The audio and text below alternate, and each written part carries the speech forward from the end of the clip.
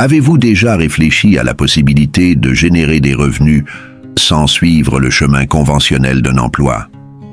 Une question qui, à première vue, semble hors de portée pour beaucoup, mais elle contient un potentiel immense. Imaginez une vie où l'indépendance financière n'est plus un rêve distant, mais une réalité construite sur des bases solides, guidée non pas par les diktats du monde moderne, mais par une sagesse millénaire. Dans la société actuelle, la plupart des gens considèrent que la stabilité financière dépend d'un emploi fixe, d'un revenu mensuel et d'années de labeur acharné. Mais est-ce vraiment la seule option? Et si je vous disais que l'on peut emprunter une voie différente, une voie que peu de gens explorent, mais qui mène à une prospérité véritable et durable? Aujourd'hui, nous allons explorer ensemble une sagesse profonde, dissimulée dans les pages anciennes de la Bible. Un secret que le roi Salomon, reconnu comme l'homme le plus sage et le plus prospère de l'histoire biblique, a révélé. Salomon n'a pas simplement atteint la richesse par des moyens traditionnels, il a acquis une compréhension unique de la véritable source de la prospérité, la sagesse, le secret de la prospérité de Salomon. La Bible est remplie de sagesse intemporelle et l'un des enseignements les plus percutants se trouve dans les paroles de Salomon. Contrairement à ce que beaucoup pensent, la richesse véritable ne provient pas du simple fait de travailler dur ou de gravir les échelons d'une entreprise. Non, Salomon nous enseigne que la clé de la prospérité se trouve dans la recherche de la sagesse. Le verset Proverbe 3, 13, 14 nous dit « Heureux l'homme qui a trouvé la sagesse et l'homme qui possède l'intelligence, car le gain qu'elle procure est préférable à celui de l'argent, et le profit qu'on en tire vaut mieux que l'or. » Salomon nous montre que la sagesse est non seulement plus précieuse que les richesses matérielles, mais qu'elle est également la source de la richesse durable. Ce n'est pas le travail acharné seul qui garantit le succès, mais l'intelligence et la clarté dans la gestion de nos ressources. La richesse durable versus la richesse temporaire. Il est important de comprendre qu'il existe une distinction cruciale entre la richesse temporaire et la richesse durable. La richesse temporaire est celle qui peut arriver rapidement, par chance ou hasard. Un gain de loterie, un héritage inattendu ou un investissement soudainement fructueux. Mais cette forme de richesse, bien qu'agréable, est souvent fragile et peut s'évaporer tout aussi vite qu'elle est arrivée. Salomon aborde cette idée dans Proverbe 13, verset 11. La richesse mal acquise diminue, mais celui qui amasse peu à peu l'augmente. Cela signifie que la richesse qui n'est pas fondée sur des bases solides, sur la sagesse et la gestion éclairée, est vouée à disparaître. La véritable richesse, celle qui perdure à travers les générations, est construite lentement et avec prudence. Elle repose sur des choix réfléchis, une vision à long terme et une capacité à gérer ce que l'on possède. Ainsi, Salomon montre que ceux qui poursuivent la sagesse ne se contentent pas seulement d'accumuler des richesses, mais ils savent aussi comment les préserver et les faire croître. Leur prospérité est à l'abri des crises économiques, des changements de carrière ou des imprévus. La richesse matérielle et spirituelle. Le verset Proverbe 8, 18 nous éclaire davantage sur la perspective de Salomon concernant la richesse. Avec moi sont la richesse et la gloire, les biens durables et la justice. Ici, Salomon nous enseigne que la richesse ne se limite pas à l'argent. Elle englobe l'honneur, la réputation et la justice. La prospérité durable va bien au-delà des possessions matérielles. Elle inclut la manière dont nous sommes perçus par les autres, et surtout par Dieu. Elle repose sur la façon dont nous utilisons nos ressources pour bâtir une vie de valeur, une vie guidée par des principes justes et moraux. L'honneur, comme l'explique Salomon, ne peut être acheté. Il est gagné par des actions justes, par des décisions sages et éthiques qui bénéficient à nous-mêmes, mais aussi à notre entourage. Une richesse mal acquise ou mal gérée n'apporte ni respect ni dignité. Dans l'Évangile selon Luc 16, 10 à 11, Jésus confirme cette vérité en disant « Celui qui est fidèle dans les moindres choses est fidèle aussi dans les grandes. Et celui qui est injuste dans les moindres choses est injuste aussi dans les grandes. Si donc vous n'avez pas été fidèle dans les richesses injustes, qui vous confiera les véritables? La justice au cœur de la prospérité. Salomon insiste sur un autre point clé. La justice est le fondement de toute véritable prospérité. Dans Proverbe 21, verset 21, il est écrit « Celui qui poursuit la justice et la bienveillance trouvera la vie, la justice et la gloire. » Cela signifie que la richesse durable ne peut être construite sur l'injustice ou l'immoralité. Lorsque nos décisions sont justes, lorsque nous agissons avec intégrité et équité, nous créons un terrain propice à la prospérité. La justice favorise des relations solides, basées sur la confiance et le respect, des éléments essentiels pour bâtir un succès à long terme, y compris dans le domaine financier. Salomon nous apprend donc que la prospérité ne se résume pas à l'accumulation de biens, mais qu'elle englobe aussi notre manière d'agir envers les autres, notre façon de traiter nos partenaires, employés, clients ou même concurrents. Avant d'aller plus loin, j'aimerais prendre un moment pour prier pour tous ceux qui traversent des moments difficiles en ce moment. Seigneur Tout-Puissant, je te prie aujourd'hui pour toutes les personnes qui écoutent ces paroles et qui se trouvent dans la douleur, le doute ou l'incertitude. Que ta lumière éclaire leur cœur et leur donne la force de surmonter leurs épreuves. Réconforte-les, Seigneur, dans ces moments de trouble. Accorde-leur la paix intérieure et montre-leur que, même dans les moments les plus sombres, ta main les guide et ta sagesse les éclaire. Fais jaillir en eux l'espoir, la foi et la force de continuer. Que leur confiance en toi grandisse jour après jour et qu'ils voient ta bonté dans chaque situation.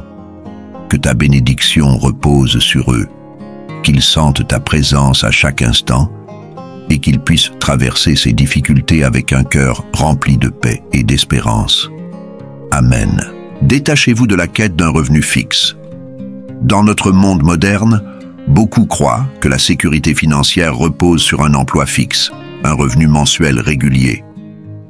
Mais Salomon remet en cause cette idée. Il montre que la véritable liberté financière ne dépend pas d'un salaire stable, car même ce dernier est vulnérable aux aléas économiques, licenciements, crise financière, faillite, etc. Salomon nous invite plutôt à voir l'argent non pas comme une fin en soi, mais comme un outil à utiliser avec sagesse.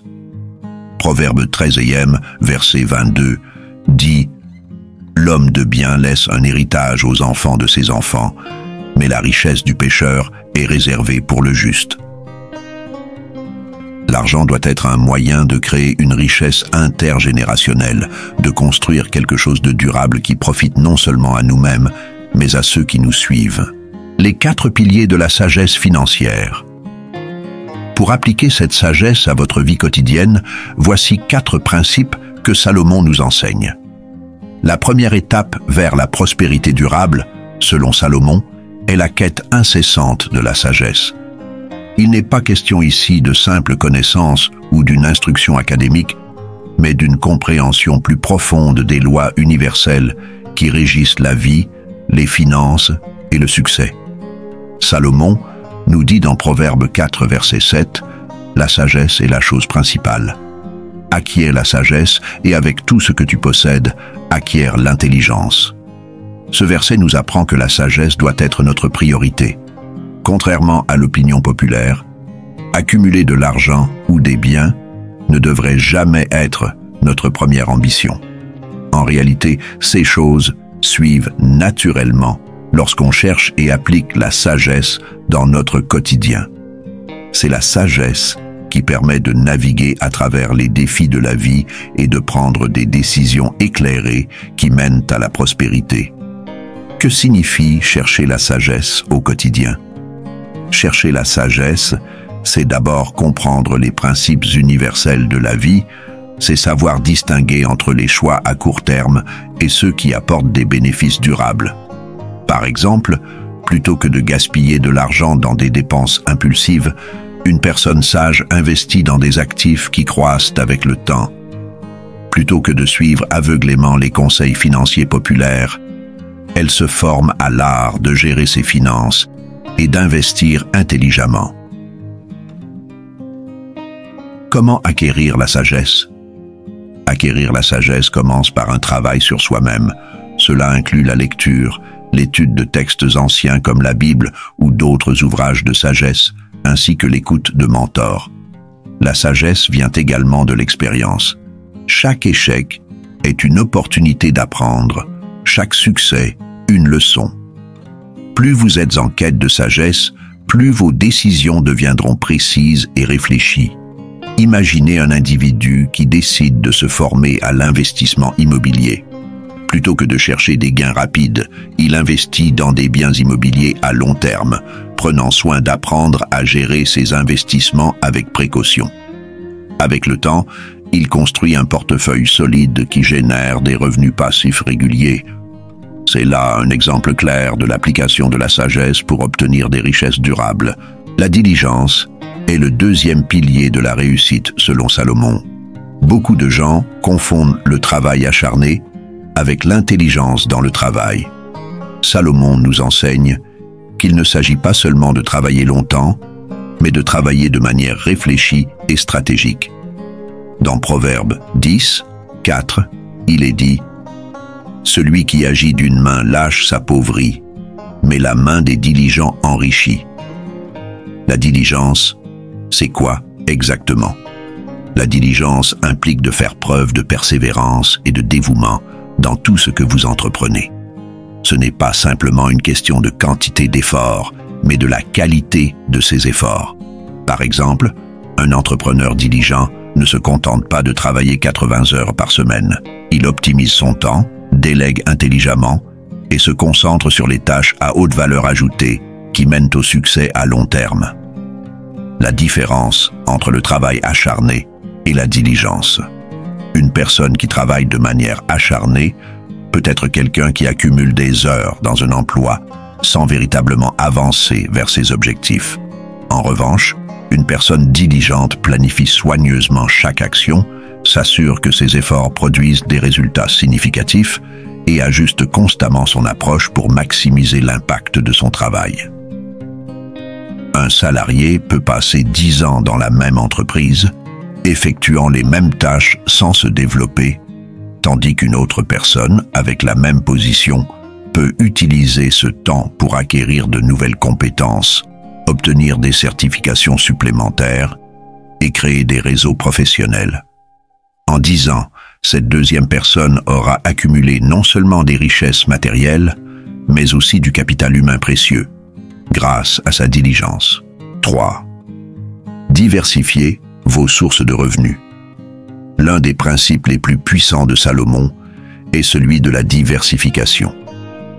Il enseigne que nous ne devrions jamais mettre tous nos œufs dans le même panier. Cela concerne non seulement nos finances, mais aussi nos talents, nos projets et nos investissements.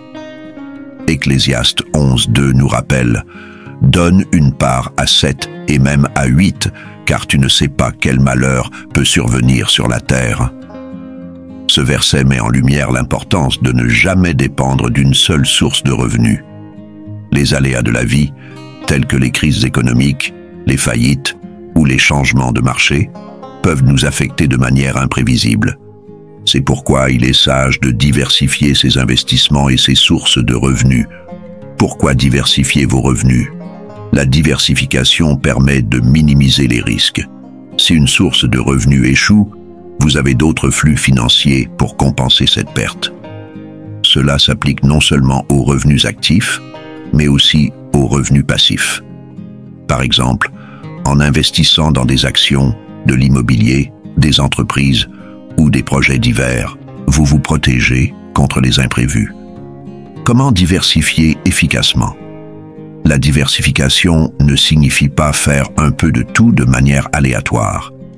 Il s'agit de comprendre les différentes formes d'investissement et de choisir intelligemment où mettre votre argent ou vos efforts.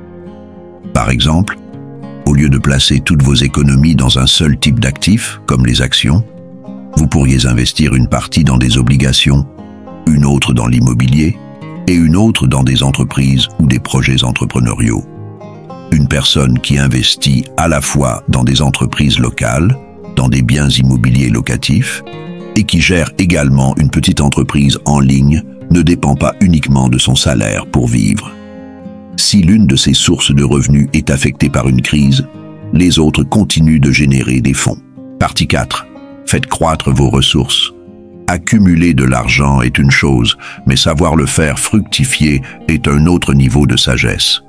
Salomon nous rappelle qu'il ne suffit pas d'épargner, mais qu'il est essentiel d'investir dans des projets qui permettront à vos richesses de croître.